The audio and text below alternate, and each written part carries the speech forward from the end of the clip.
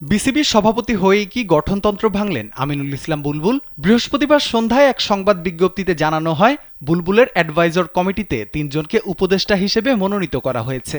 তবে বিসিবির গঠনতন্ত্রের অনুচ্ছেদ ১৮-তে বলা আছে, বাংলাদেশ ক্রিকেট বোর্ডের সভাপতি দেশের খ্যাতনামা ক্রিকেটার, প্রখ্যাত সংগঠকদের মধ্যে হইতে সর্বোচ্চ ৫ সদস্যের বিশিষ্ট একটি উপদেষ্টা কমিটি গঠন করিতে পারিবেন। তবে এই নিয়মের মধ্যে থেকে মনোনীত করা হয়নি এই ৩ উপদেষ্টাকে। তাই প্রশ্ন উঠতেই পারে, বিসিবিতে ঢুকেই কি গঠনতন্ত্র ভাঙলেন আমিনুল?